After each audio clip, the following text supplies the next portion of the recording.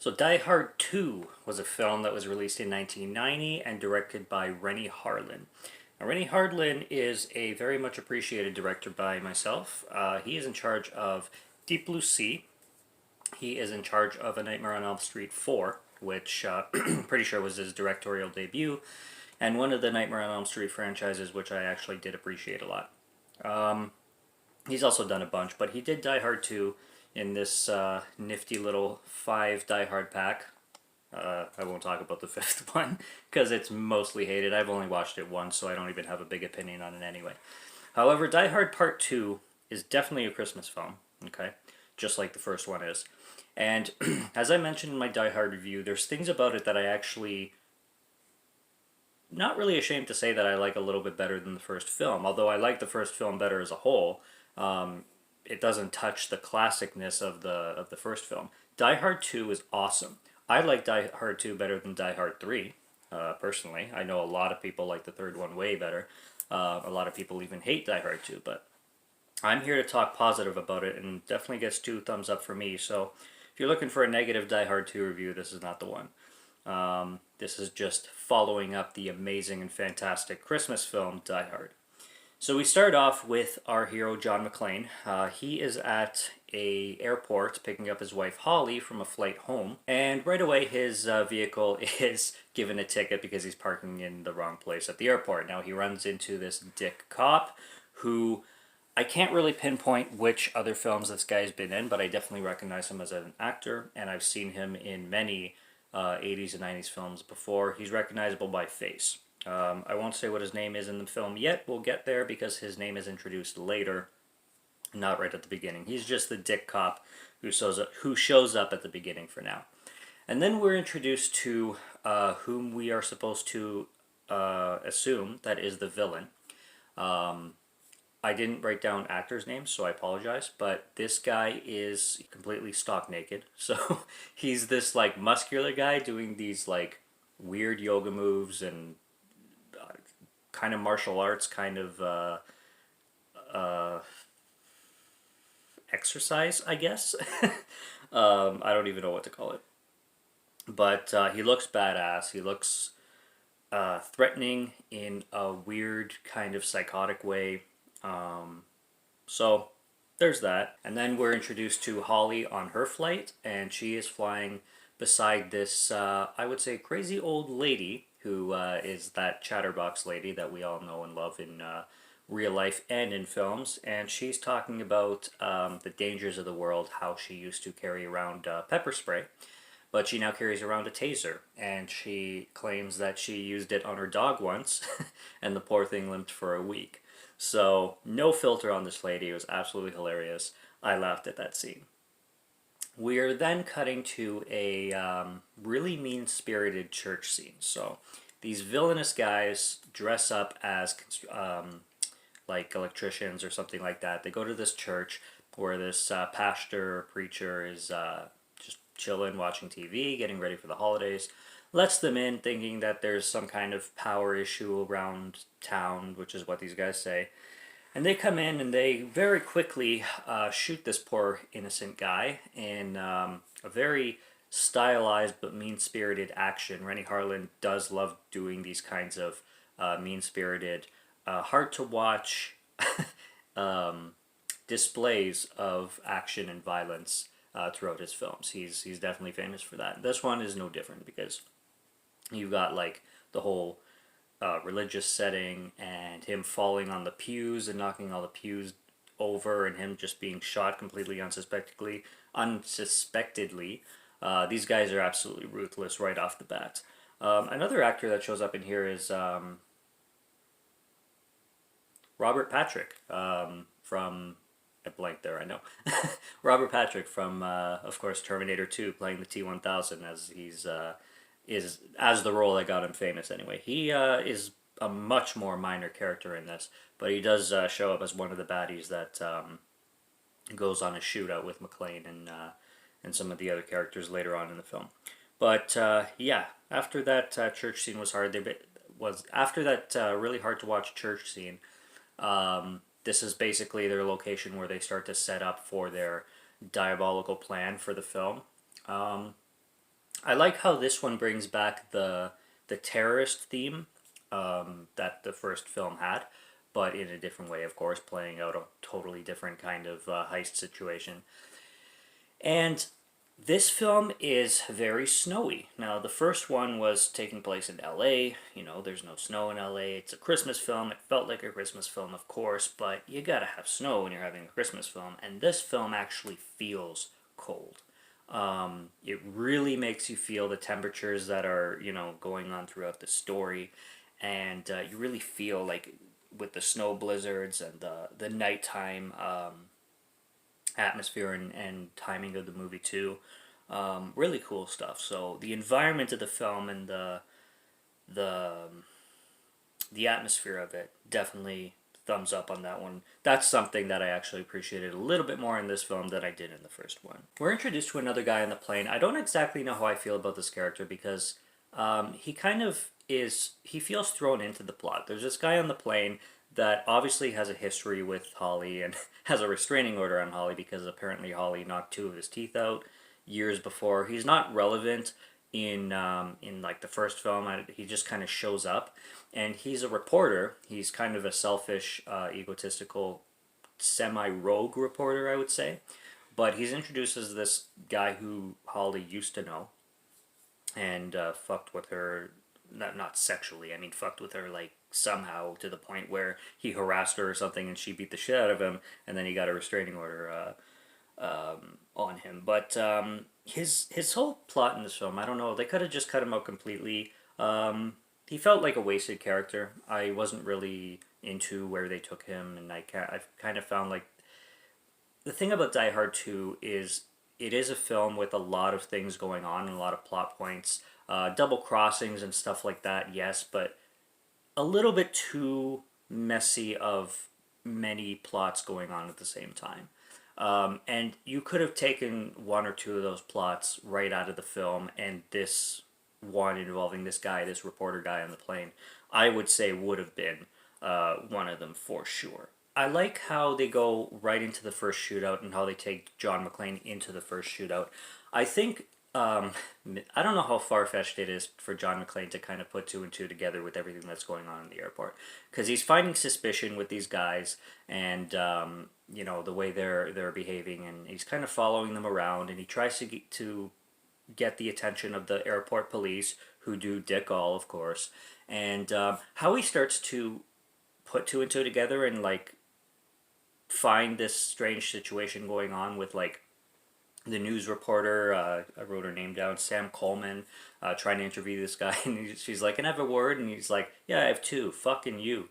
I laughed at that. But for John McClane, like figuring things out pretty quickly, he must be a pretty smart guy. And as he mentions in the film, yes, he is in the wrong place at the wrong time all the time. But I found it pretty convenient how he kind of was right about a lot of things. However, him being put into that shootout in the luggage distribution room or area, whatever you want to call it, and starting off the action like that, I thought was really cool. And it was neat when he kills the one guy, and then after taking his prints, he starts talking to another character from the first film, which we all know and love, Al Powell. Is it Powell? Al Powell, yes. He comes back as a little cameo because, you know, as soon as you see his face, you're like, yeah, Die Hard. A little nod to the first film. So I like that a lot. And I like how they start to build up, you know, this whole terrorist plot from there. And they did a really good job with it. And the cops in this airport are just absolutely gut-wrenchingly stupid and idiotic. You just want to punch them all in the face. Fucking Captain Lorenzo, the main chief of the airport, who thinks he knows everything. He thinks he's like, just because he thinks he's like the top cop of the whole freaking country. The way this guy acts, he's like not listening to a word John McClane says, even though John McClane has his status as a hero from 2 years prior, because this film does take place 2 years after the first one. The films do, but the story does as well. And yeah, this Captain Lorenzo dude is just not listening to a word John McClane says. So John McClane is basically forced to go rogue himself as as the whole air traffic control team does their own thing and doesn't let John McClane anywhere near the that room per se.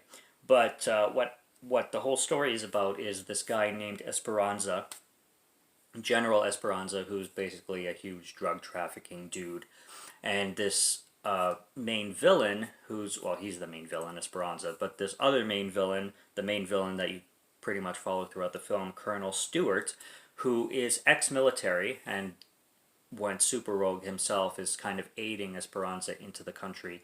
So he uses this airport to fly Esperanza in on this F1 huge ass jet, and I forget what he was coming in for, but basically they want to take him and then board another plane, another S-47, and fly the hell out of there.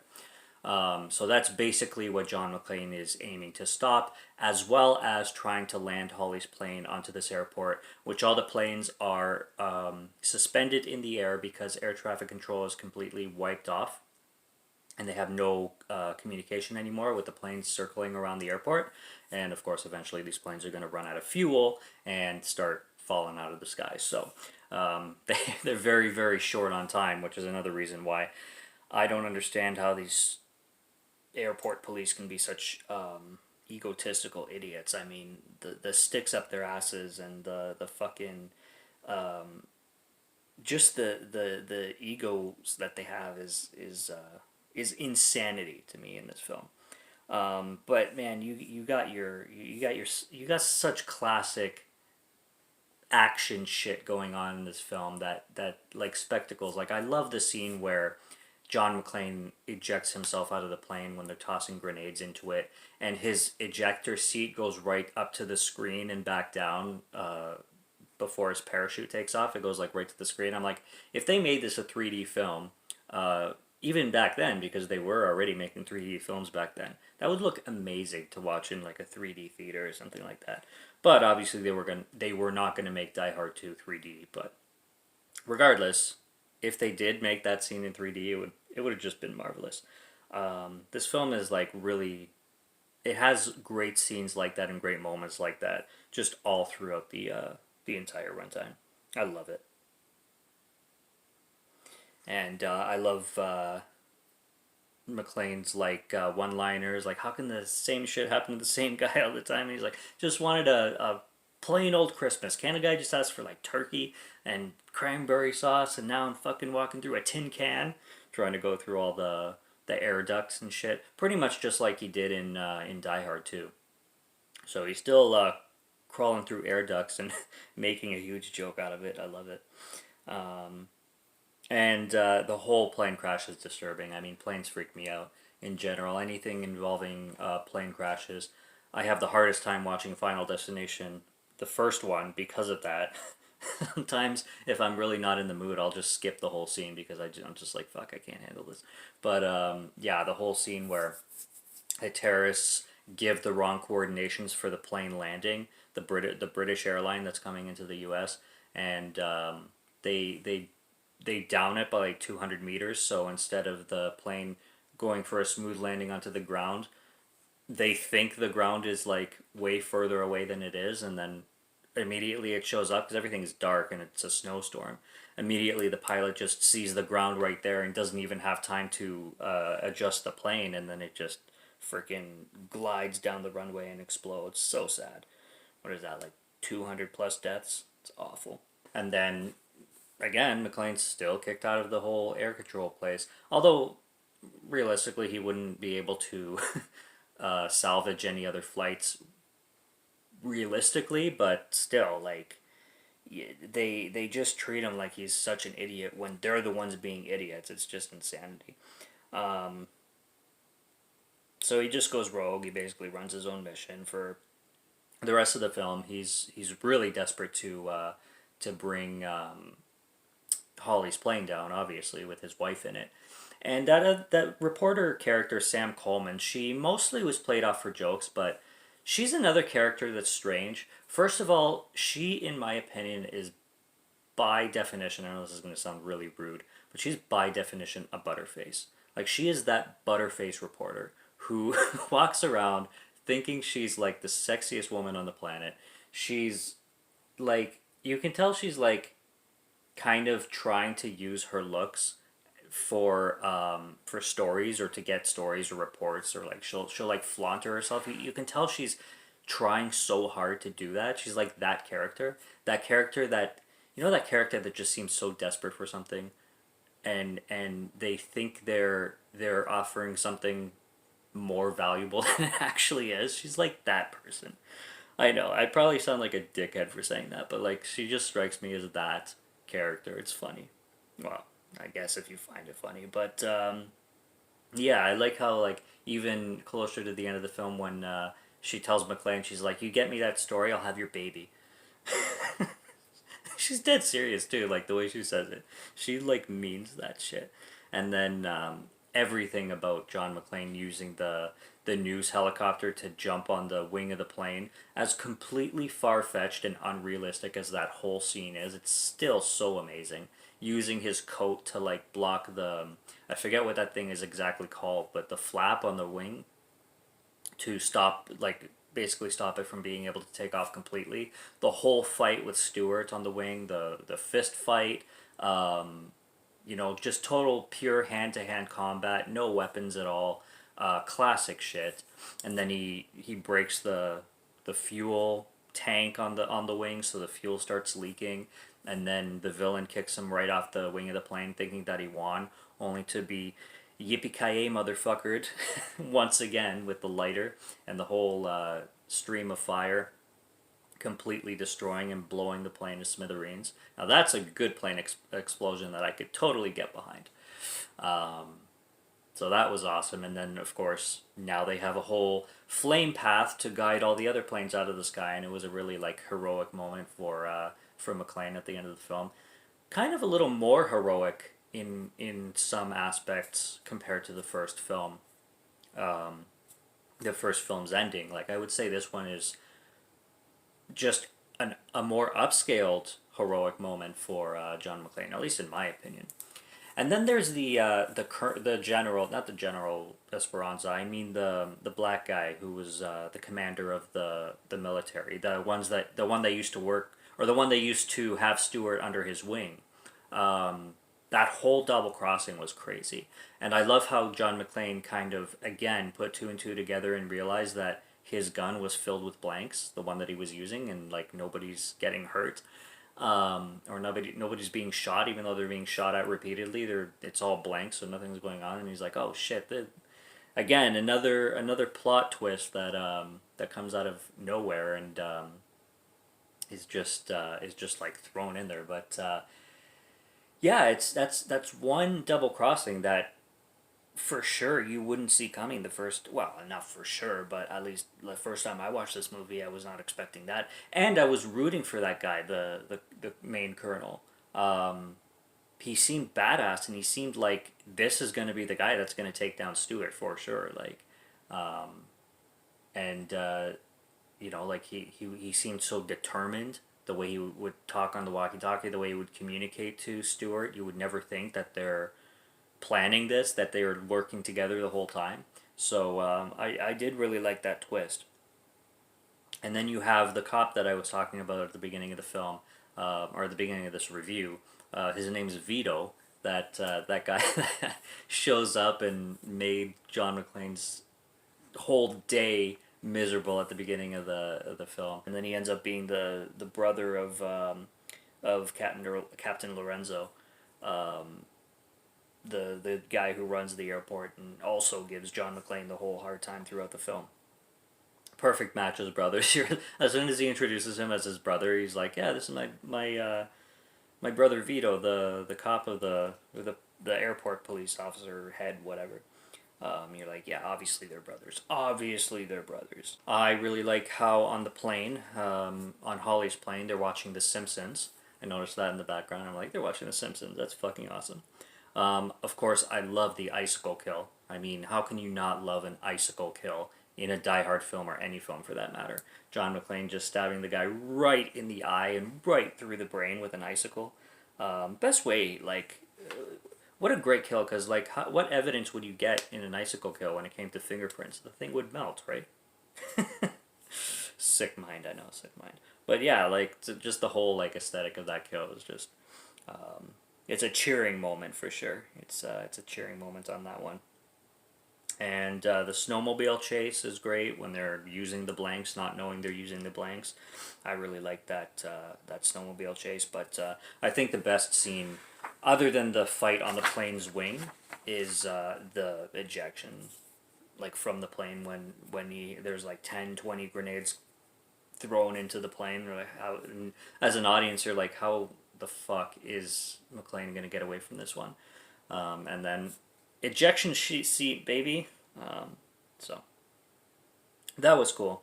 And like I said, I think the I love how they play Let It Snow again. They play a great version of it. Not sure exactly who does that version, but hearing Let It Snow once again in this very climatic ending on a very, very snowy airport runway is awesome. Is it's a great ending. It just takes the ending a little bit of a step up from the ending of Die Hard 1, just for how much John McClane did, even though a lot of it is obviously far fetched.